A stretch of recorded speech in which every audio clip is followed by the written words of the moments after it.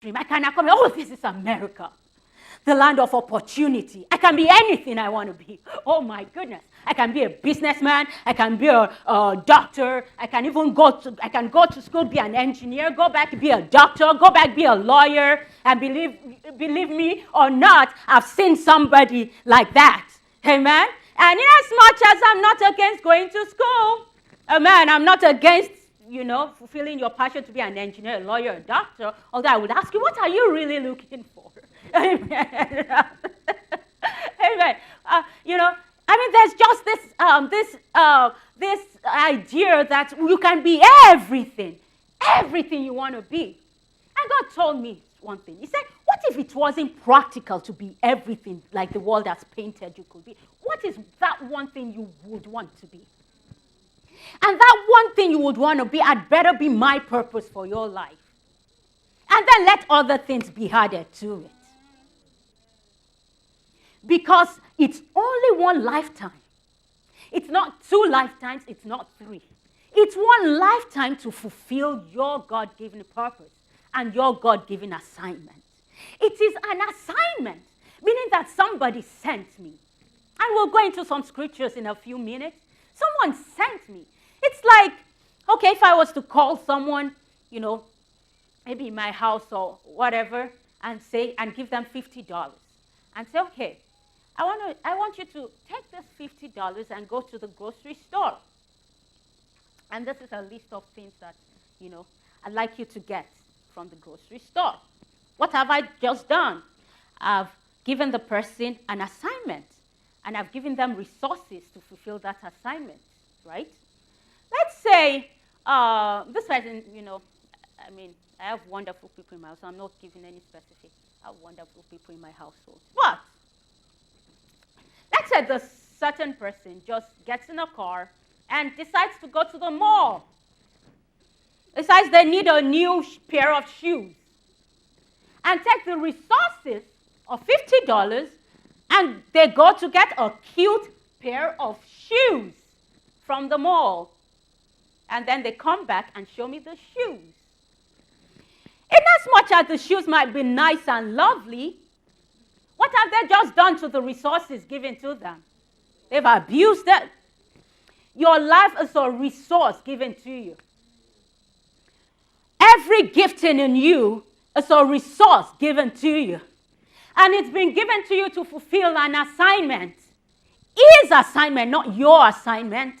It will not do at the end of the day to show up before him and say, God, see all the great things I did.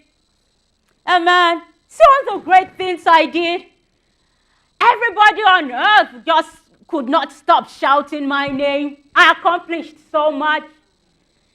And everything you had done has nothing to do with your original intention of the person who gave you the primary resource of life and secondary resources of gifting so that your purpose could be accomplished. You would, in other words, have wasted and abused the resources of the one who sent. In order to fulfill our purpose, we need to be consecrated. Let's go to Hebrews chapter 10. The book of Hebrews, chapter 10.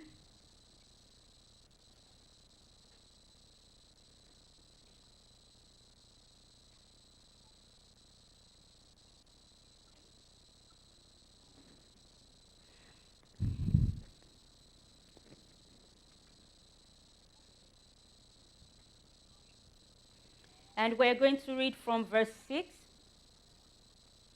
to verse 9. It says, in burnt offerings and sacrifices for sin you have no pleasure. Then I said, behold, I have come. In the volume of the book it is written of me to do your will, O God.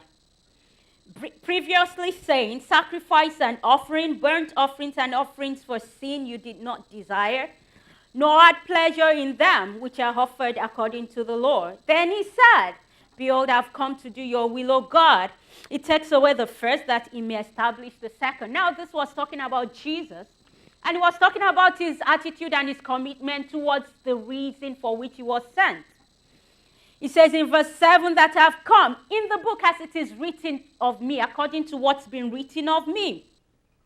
In other words, he had a specific assignment to fulfill, and he was conscious of that. He realized that what he was sent to do was something that was already written, not something he was coming up with. Amen? Just, playing it by the ear. Said, I've come to do according to that which has been written of me, to fulfill your will, oh God. So I'm going to talk about a few characteristics of an assignment, which is your purpose. Firstly, your assignment is given by a higher authority. An assignment or your purpose is given by a higher authority. You don't come up with your own life purpose. I know Oprah Winfrey preaches purpose as well. Amen. But that is not the kind of purpose I'm preaching this morning. I'm preaching a purpose that's been given by a higher authority, because it takes the manufacturer is the only one who has the right to determine what a thing was created for. The thing cannot decide what it's going to do. Amen. This is a pulpit. It was created by somebody. It was designed by somebody. And before they designed it, they knew what they wanted it to do. That people will be able to place materials on it, stand behind it, and speak to people. This thing cannot decide tomorrow it's going to be a chair. Because after all, people sit on chairs, and it likes how it looks when it sees people sitting on chairs. So it's going to decide to be a chair. It will be a very bad fit as a chair. Why? Because the manufacturer did not design it to be a chair. The manufacturer designed it to be a pulpit. It cannot decide to change its mind. Your purpose is an assignment from a higher authority. Bible says in the book of John chapter 1, let's go there, verse 33.